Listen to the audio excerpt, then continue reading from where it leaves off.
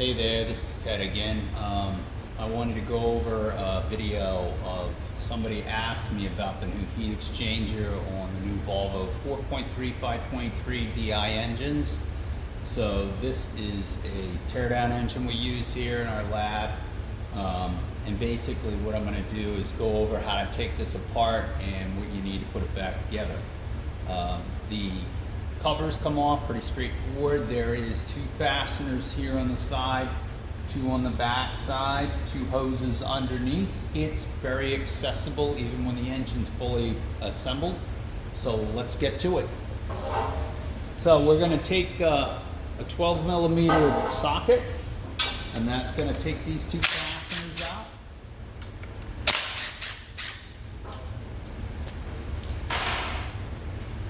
And I'm going to grab the other two over here. I've already taken the hoses off the bottom. If the hoses on the bottom do have odor clamps, then you can replace those with hose clamps. They're only for the raw water side. Now the FIAD, which is the whole front assembly that Volvo makes, it's a proprietary part.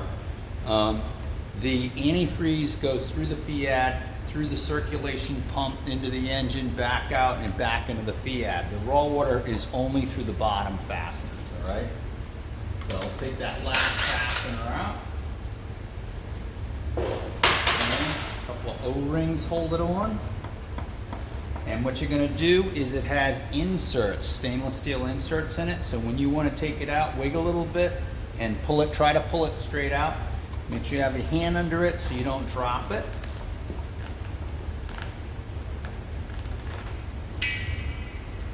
There we go. This one has not been removed. All right. So you can see the inserts are here, and you can already see the core.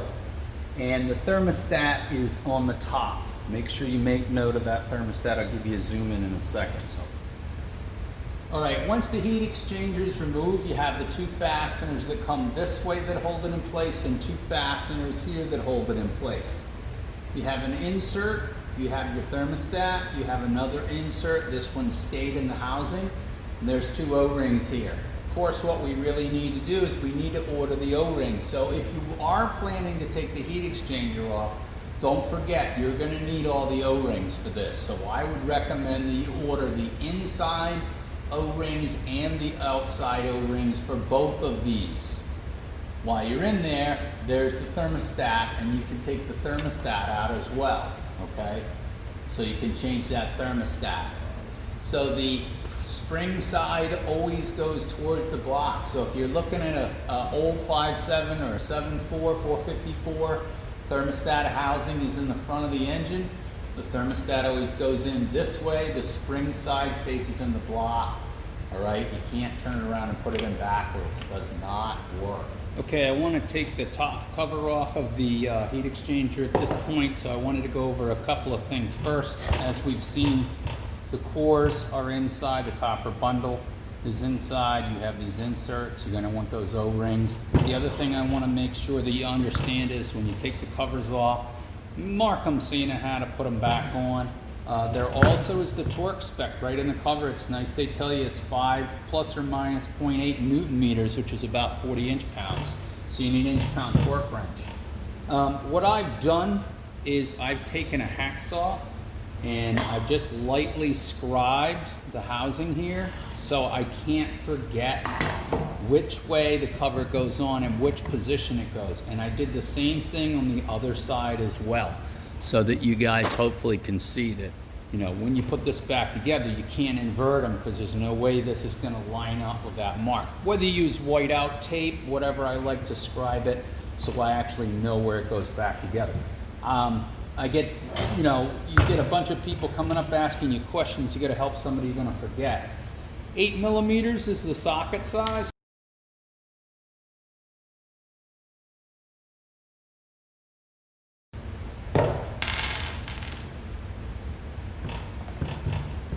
Now the cover has a rubber O-ring in it, so when you try to take it off, it might not pop right off.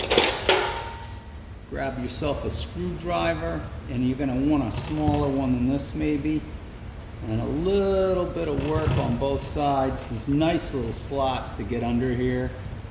And once you work a little bit, that cover comes off. And that allows us to have 6 passes through this so that we get good cooling. Now what you're gonna see is this one came off a live engine. I've got some blockage in here. You're definitely gonna be faced with this after a few years. There is a specific seal that goes on here.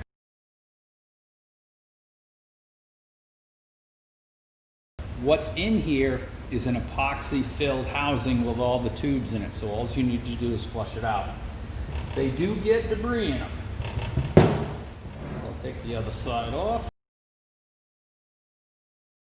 Same thing, I've already marked this cover, so even if I set them next to each other and I don't remember which side's which, I've marked it and I can't mix it up.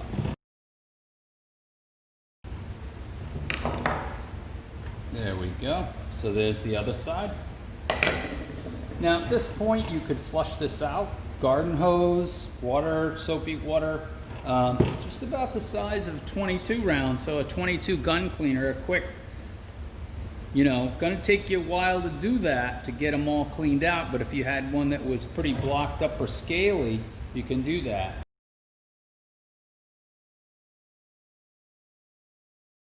Okay, so that's it. I mean, that's the part of taking it apart to put it back together. All right. So nothing on the freshwater side. This is the antifreeze side. This is the raw water side. So the raw water side is the side that you're going to want to clean out. That's going to get the debris in it.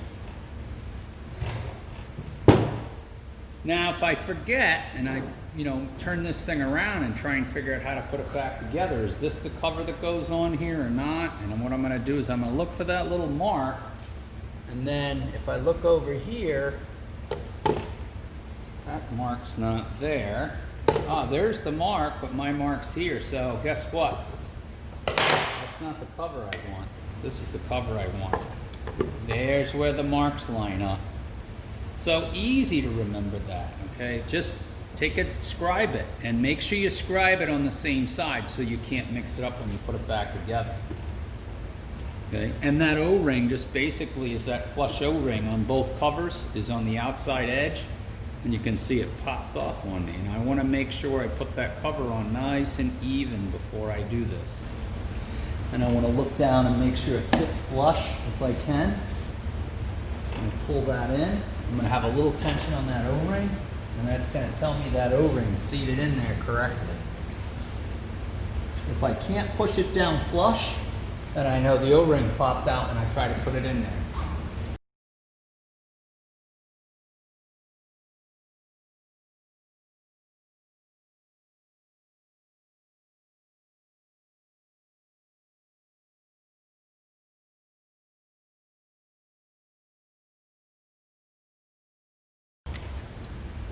Do it.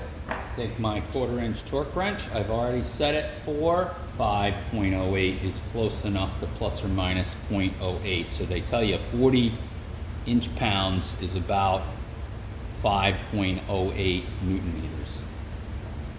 And then I need a socket. And again, I'm going to torque this back to that specification.